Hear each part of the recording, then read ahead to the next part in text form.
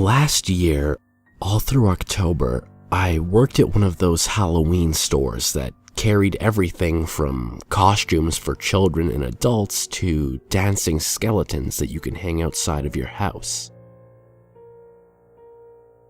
Now, this was a particularly large store in a very rural area, so it was the only one around for miles.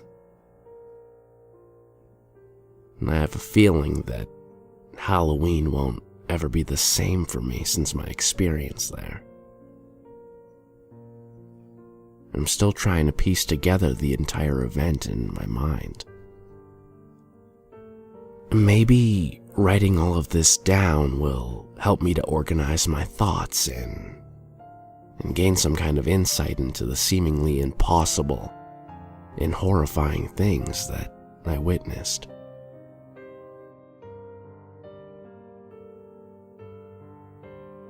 It was Halloween night, and I was scheduled to work a shift at the store. I was too old for trick-or-treating and hadn't been invited to any parties or anything like that, so working that night didn't seem like such a bad thing. All of the last-minute shoppers came in looking for costumes for themselves or their children, but by then a lot of our inventory had been cleared out. I watched as teenagers snatched up evil clown masks, vampire teeth, and fake blood.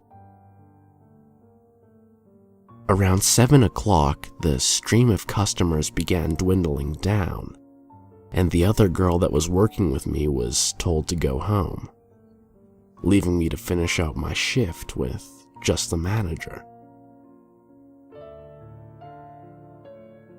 I was messing around on my phone behind one of the cash registers when I noticed a very tall and stocky man stroll into the store wearing a plaid shirt, jeans, and a filthy burlap sack tied around his head with small holes cut where his eyes and mouth were supposed to be.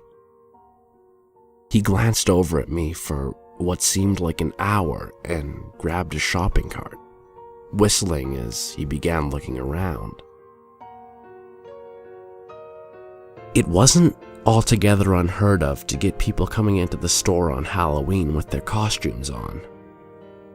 After all, this was a rural area and there wasn't a whole lot to do. Maybe he was just killing time and wanted to look around at some of our hokey Halloween decorations, I thought. The store didn't have a policy that forbade this, so I just quietly watched as the man made his way around the store, whistling an eerie tune while looking at some wooden tombstones and fake spider webs. The man in the burlap sack walked around the store at a leisurely pace, but quickly began looking more and more impatient, as if he was searching for something in particular. Usually, when I see someone who looks like they need help finding something, I go over and ask them. But this time, I wasn't about to do that. I stood firmly in place behind the register like a stone statue, my eyes fixated on this man who looked like he'd stepped directly off the set of a horror movie.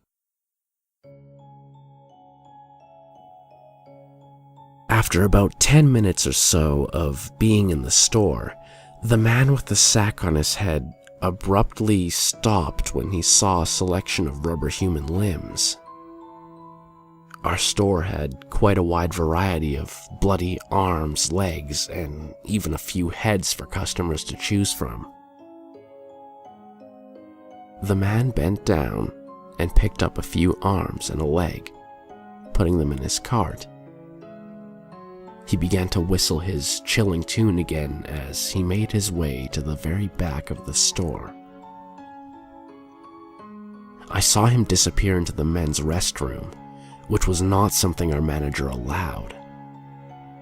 We were specifically told that no customer could go into the bathroom with merchandise. But my manager was nowhere in sight, and I wasn't about to go in there and tell the guy he was in violation of store policy. 30 minutes later, the man came out of the restroom with his cart and limbs inside, walking toward the registers and still humming to himself. All I could think as he approached was how difficult this was going to be. Probably the most difficult transaction I'd ever have to make with a customer. But I tried my best to steady my hands, which were by now shaking. The man passed right by the cash registers and went straight out the exit, the automatic doors clearing his path. On the first day working there, I was instructed to never engage or follow a customer leaving the store with unpaid merchandise. And there was no way in hell I was going to confront that guy. After I shook myself free of the hypnotic spell the man's eerie presence had cast on me, I immediately started looking for my manager, Rob. I checked the back office and didn't find him, so there was only one other place to look: the bathroom. I slowly pushed open the door to the men's restroom and was confronted with a scene that sent a wave of terror shooting through my entire body. I froze up completely, and my mouth dropped open as I surveyed the carnage that surrounded me. There was a body lying on the floor in a massive puddle of blood. Both the man's arms and one of his legs had been completely severed. And in their place